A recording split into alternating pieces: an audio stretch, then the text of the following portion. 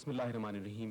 السلام علیکم خواتین و حضرات، انسانی معاشرہ آج ہمیں جس مرحلے پر کھڑا نظر آتا ہے وہ در حقیقت صدیوں پر محیط ایک مسلسل عمل کا نام ہے، اور انسانی معاشرے کو یہاں تک پہنچانے میں مختلف افراد نے اپنا اپنا کردار ادا کیا ہے۔ ان میں مفکر، مدبر، سیاستداں، حکمراں، سائنسداں اور مختلف علوم و فنون سے تعلق رکھنے والے افراد شامل ہیں جو اب ماضی کا یا یہ کہیے کہ تاریخ کا حصہ بن چکے ہیں۔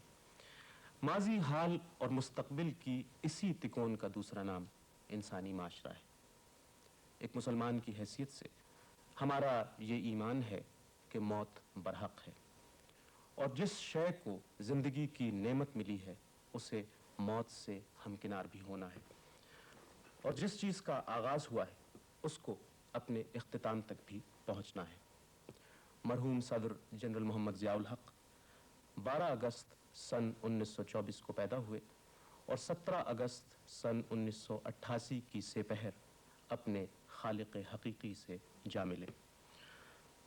ان کی زندگی کے مختلف پہلو ہیں، ایک پیشہ ور سپاہی کی حیثیت سے، ایک حکمراں کی حیثیت سے اور ایک انسان کی حیثیت سے۔ ان کی زندگی کا سب سے روشن اور مثبت پہلو ان کی انکساری، متانت اور سادگی تھا، اور وہ لوگ بھی جو کہ مختلف معاملات میں ان کے ساتھ اتفاق رائے نہیں رکھتے تھے یا اس سے گریز کرتے تھے، وہ بھی ان کی ان خوبیوں کے معترف ضرور تھے۔ وہ اپنے لباس، چال ڈھال، اٹھنے بیٹھنے کے انداز اور زندگی برتنے کے انداز سے ایک خالص پاکستانی کے طور پر ابھرتے ہیں، اور وہ بہت سے پاکستانی حکمرانوں کے مقابلے میں زیادہ پاکستانی ہمیں نظر آتے تھے۔ معاشرے کے مختلف طبقات سے انہوں نے گہرا اور براہ راست تعلق قائم رکھا، خاص طور پر ان افراد سے جنہیں بدقسمتی سے ہمارا معاشرہ گلے لگانے کو تیار نہیں تھا۔ ان میں غریب، نادار اور معذور افراد شامل تھے۔ انہوں نے ان افراد کو اہمیت دی، ان سے براہ راست رابطہ کیا، ان کے مسائل سمجھے اور جانے اور انہیں حل کرنے کی بھرپور کوشش کی۔ ایسے افراد کو صرف ہمارے جذبہ رحم اور ہمدردی کی ضرورت نہیں ہے، کسی معذور اور مجبور شخص سے بہترین سلوک یہ ہے کہ ہم اسے معاشرے کا ایک فعال رکن بنانے کی کوشش کریں تاکہ وہ خود اپنے لیے اور معاشرے کے لیے بوجھ نہ رہے۔ شہید صدر کے دور حکومت میں معذور افراد کی بحالی اور یتیموں اور بیواؤں کے ساتھ عملی تعاون کی راہیں ہموار ہوئیں۔ شہید صدر ان تنظیموں کے ساتھ بھرپور تعاون کرتے تھے جو معذور افراد کی بحالی کے لیے کوشاں تھیں۔ ہر اہم موقع پر، جن میں عید بقرعید شامل تھی، ان کے گھر کے دروازے غریب، نادار، بیمار اور معذور افراد کے لیے کھلے رہتے تھے۔ وہ ان سے تپاک سے ملتے تھے، گلے لگاتے تھے، ان کے مسائل سنتے تھے اور ممکنہ حد تک انہیں حل کرنے کی کوشش کرتے تھے۔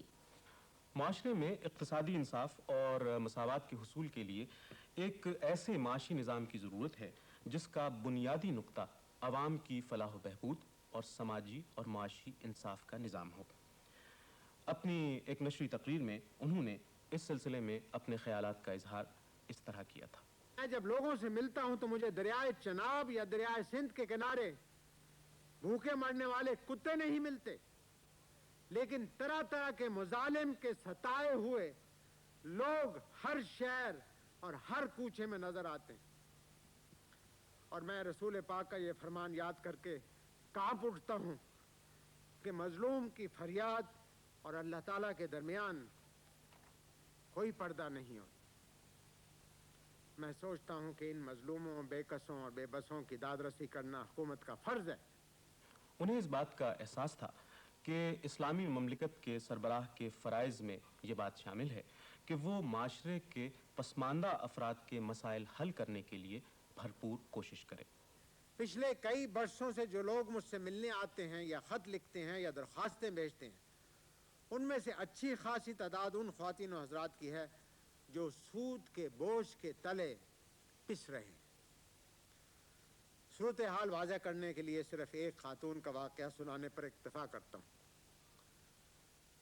وہ خاتون بیوہ تھی، اس کا شوہر سرکاری ملازم تھا، جس نے دوران ملازمت ہاؤس بلڈنگ فائنانس کارپوریشن سے قرضہ لے کر مکان بنوائے تھے.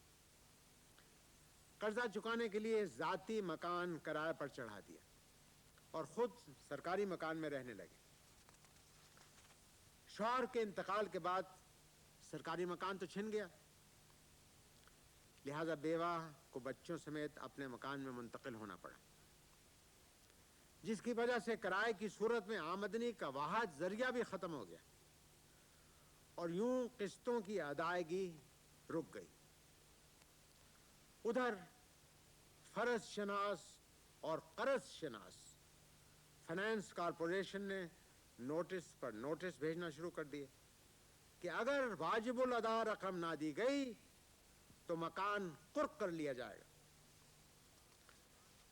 یہ خاتون اپنی داستان غم سنا رہی تھی اور مجھے وہ اہل ثروت، برسر اقتدار اور بااثر لوگ یاد آ رہے تھے جو لاکھوں نہیں کروڑوں روپے کے قرضے اصل رقم اور سود سمیت ہڑپ کر گئے. حکومت وقت ان عمرا کے قرضے معاف کر کے سیاسی لحاظ سے تو سرخ رو ہو گئی، لیکن اس بیوہ عورت کو قرضے اور سود کی بقایا رقم سے نجات نہ دلا کر اللہ تعالیٰ کی نگاہوں میں سرخ رو نہ ہو سکی. میں نے صدر کے خصوصی فنڈ سے مطلوبہ رقم ادا کر کے بیوہ کا مکان قرق ہونے سے بچا لیا، لیکن میں سب ضرورت مندوں کے قرضے تو ویلفیئر فنڈ سے ادا نہیں کر سکتا. 29 مئی کے بعد میری ملاقات پاکستان کے چوٹی کے بینکاروں سے ہوئی. میں نے انہیں اس بیوہ کا واقعہ سنایا اور پوچھا کہ آپ تو عوام کی جمع شدہ رقوم کے امین ہیں، آپ نے اس امانت میں خیانت کر کے کروڑوں روپے کے قرضے معاف کر دیے، لیکن اس بے کس بیوہ کی داد رسی نہ کی.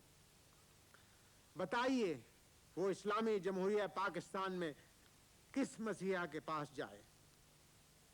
وہ لاجواب تھے.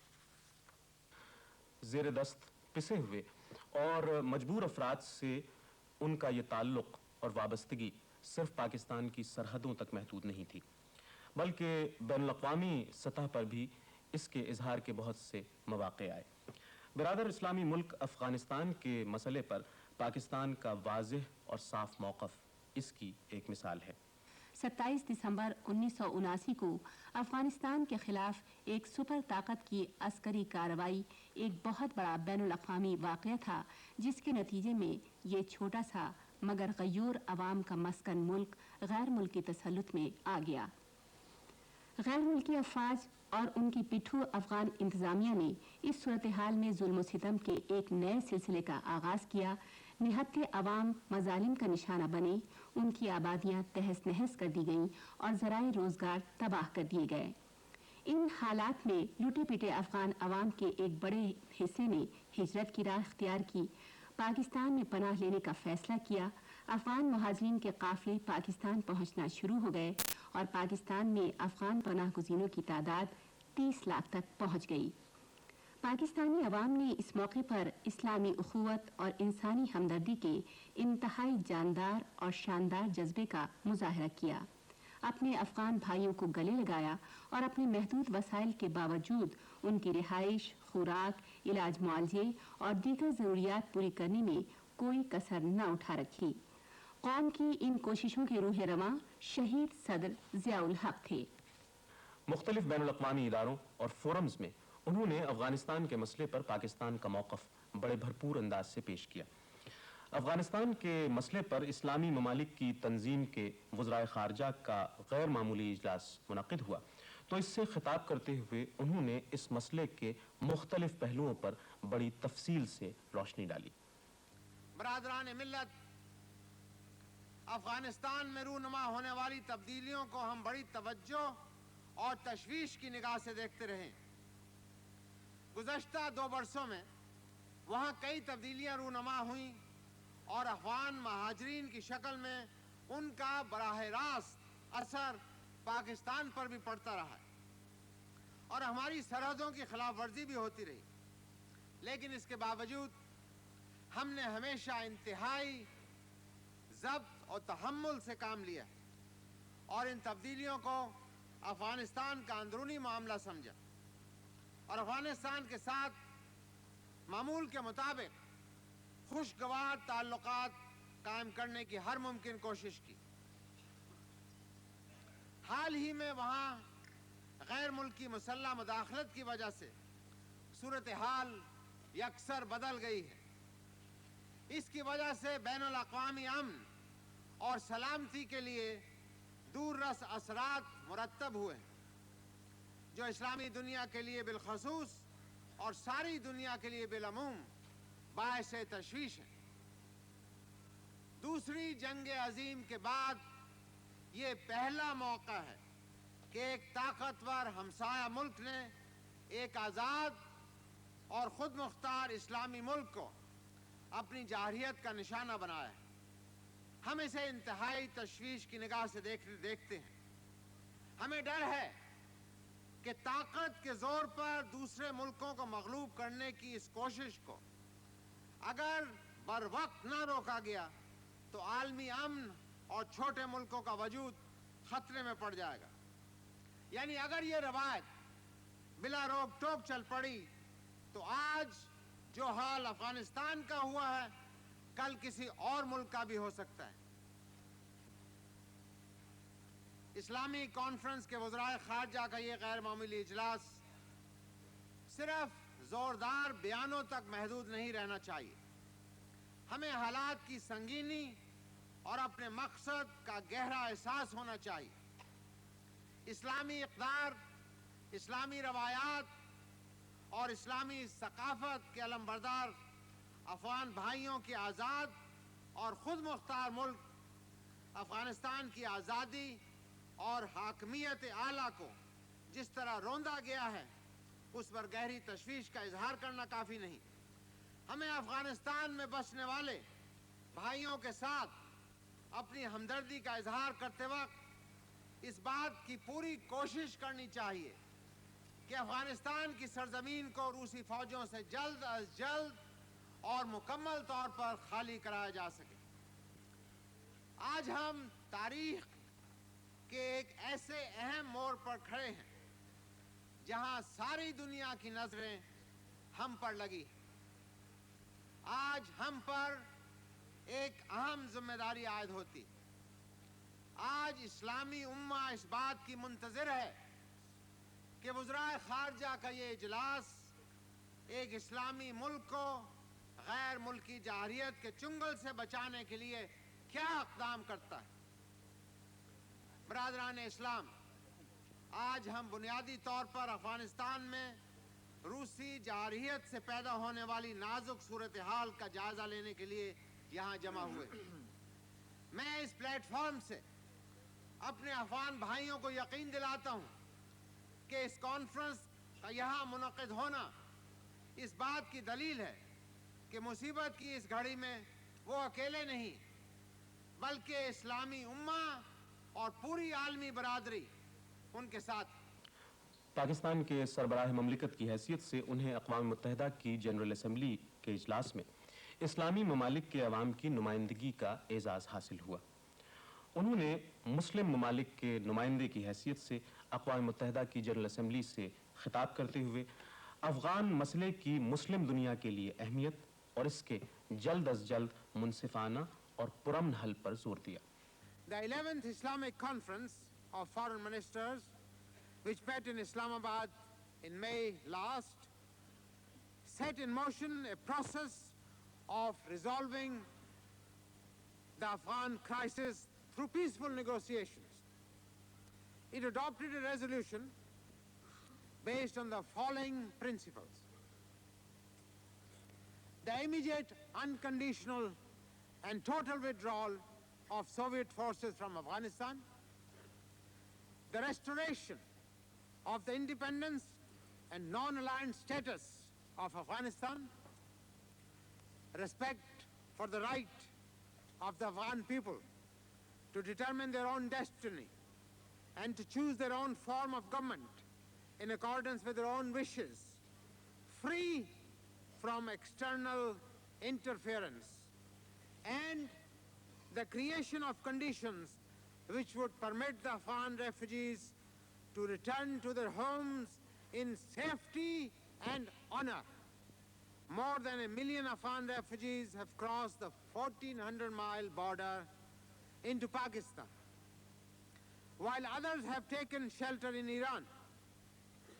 Entire communities of men, women and children, uprooted from their hearths and homes by the violence of the conflict, have continued to pour into Pakistan.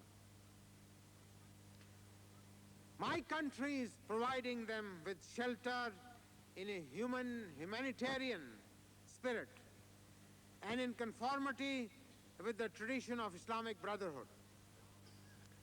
It is a task of awesome magnitude in view of Pakistan's limited resources. Mr. President, people do not leave the comforts of their huts and homes to face the privations of life in exile without compelling reasons. The Afghan refugees on our soil have had to leave their country because life was made unbearable for them. The orchestrated propaganda campaign accusing Pakistan of interference in Afghanistan's internal affairs cannot mislead the world. It cannot conceal the truth that the insurgency in Afghanistan is a manifestation of the patriotic upsurge of a proud people who have never yielded to a foreign domination. غیر ملکی نشریاتی اداروں، اخبارات، رسائل اور جرائد کو دیے جانے والے انٹرویوز میں بھی افغانستان کا مسئلہ سر فہرست رہتا ہے۔ ان تمام مواقع پر بھی انہوں نے واضح طور پر پاکستان کی افغان پالیسی دنیا کے سامنے پیش کی۔